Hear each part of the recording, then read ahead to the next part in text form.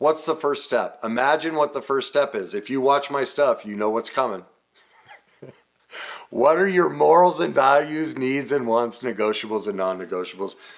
Until we sit down and in every area of our life, friends, hobbies, parenting, spirituality, what kind of all these different areas of our life, until we lay those out, we can't find the person we love, because we're going to end up with somebody that's hot and sexy and no, we laughed, and all of a sudden we find out they have all these non-negotiables because we weren't paying attention to it. We cannot find the person we love until we get serious about knowing exactly who we are and exactly what we want.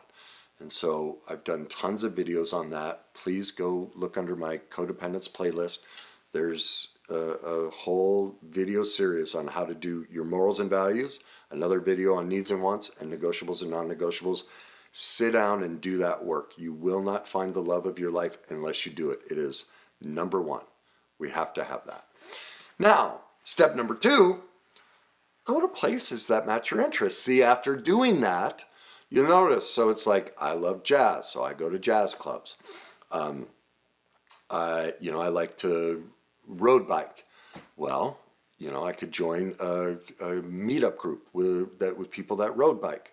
If you're a golfer, go play golf. There are golf leagues. There are golf events that are mixed events where you can do things like that. If you're spiritual, then spend time at church or church type places. The bottom line is this: most people say they want this type of man or woman, faithful, committed, all these different things, and then they're hanging out at the clubs or dating apps. Good luck. That's like going to a pile of manure and expecting to find a diamond. No, that's not where diamonds are generated. You just ain't going to find one there. And so that's the biggest problem, is people are hanging out in places looking for love that has nothing to do with their morals and values, needs and wants, negotiables and non-negotiables. And then they end up with a person that they're miserable with. That's the key.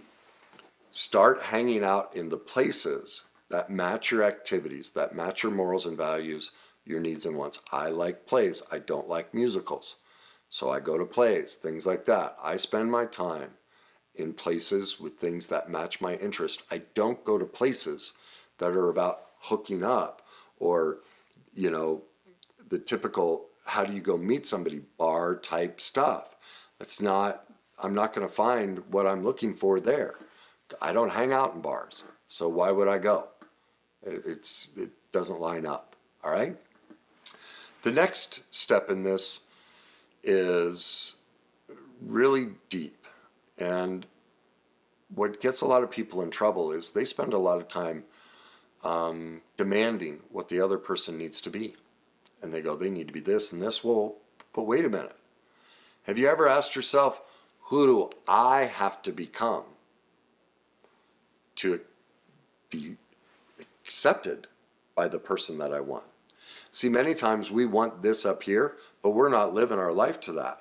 We're living down here and going, yeah, I deserve this. Yet we're not being faithful to ourselves. We don't follow our morals and values, our needs and wants. So you're going to find a man or woman that does? Well, how could you when you don't live that way? You won't attract that. So that's a key question. Number three is, who do I have to become for me to find this person? I need to live my life that way. Am I drinking too much? Am I not doing personal development work? Am I eating too much? How do I avoid my responsibilities? How do I not take care of myself? Am I working below my means, yet I want a rich man or woman? That's one of the biggest things is people, again, we've all been taught to look outwards. The solution is to look inwards. Who do I have to become to attract this type of person? If I want somebody of elegance, am I living elegantly? That's the question. So who do you have to become? The next step is heal yourself first. If you're not working a program or a process to grow as an individual, good luck. Good luck. You'll just bring your demons into the relationship. We all have demons. Nobody's immune from it. We're all broken. We're all perfectly imperfect. We all have imperfections. The secret to life is to spend our life working on them and to find a partner who's looking to do the same, and we join in that mutual discovery together. So make sure you're working on healing yourself. The next thing is this. So many people, like I have a client right now who's 35, really wants kids. She wants a relationship bad. And I asked her to do an exercise. I said, I want you to detail out the man of your dreams. And I mean detail.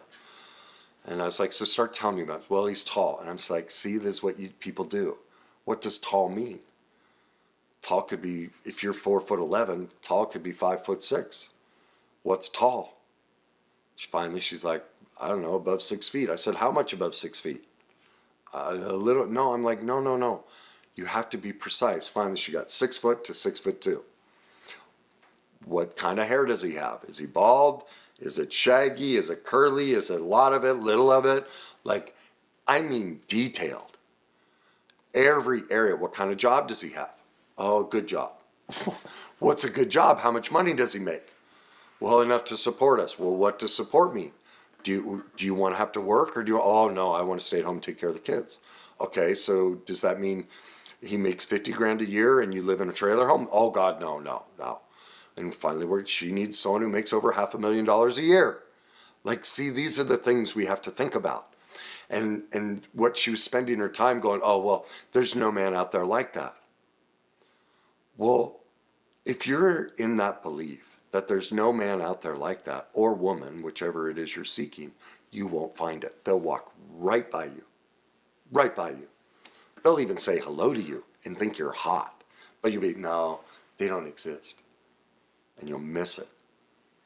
And so that's a big piece of it, is there are tons of gorgeous, successful, polite, loving, caring people that are perfectly imperfect, that'll treat you like gold. They are out there. And if you're sitting in that belief that they're all gone, men and women stink, I've just given up, well, that's on you. That's not on the other, the other sex. That's a choice you've made to disappear from the world. And you get to do that. But I will love you enough to hold you accountable that you're doing it to yourself, that you've bought into a false lie, and you've chosen the victim position because it gives you power, because you're scared to risk. And that's about you and your own growth. And right now, you're not in a place to grow past that. Well, good for you. You're honoring yourself.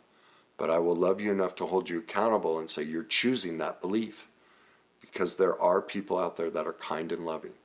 And so we have to do the healing work on ourselves and how we lost trust. See, when we think there's nobody left out there that's any good, what that means is we no longer trust ourselves. It's not about them. That's a lie. We're projecting. What we're really saying is, I'm not willing to do the healing work on myself. I'm not willing to admit to myself that the reason I've had poor relationships is I didn't have enough growth in my life. I had too much trauma, and so I was only drawn and attracted to other people with the same trauma. Well, since we didn't do the work on it, the best we could do was destroy each other. And I'm not willing to be honest with myself and truthful with myself that I don't trust myself, that I made those decisions because I was broken, and I'm scared because I haven't done the recovery work.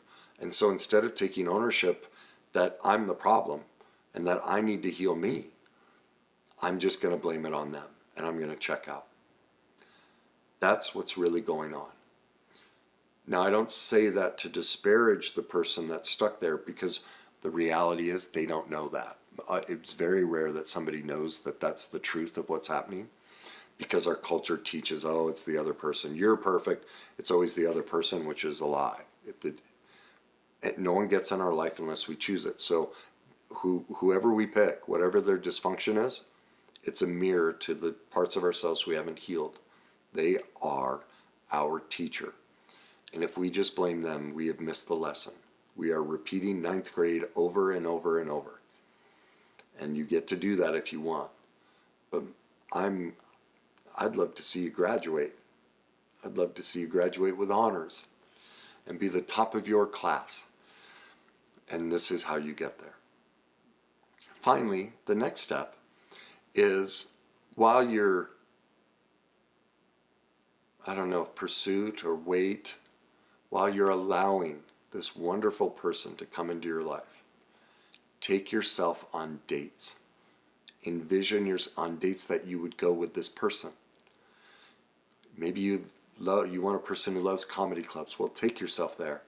And you can have friends with you, but take a moment to sit and go, man, it's going to be amazing when he or she is here with me. And picture them sitting with you, holding hands or talking, smiling at each other, having a great time.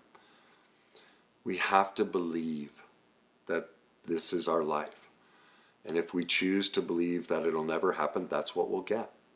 And so I did that. Like before moving into this house, when I was dead broke, I would drive around. I'd go look at places, open houses. I'd just go walk in and I'd go, God, I can't wait.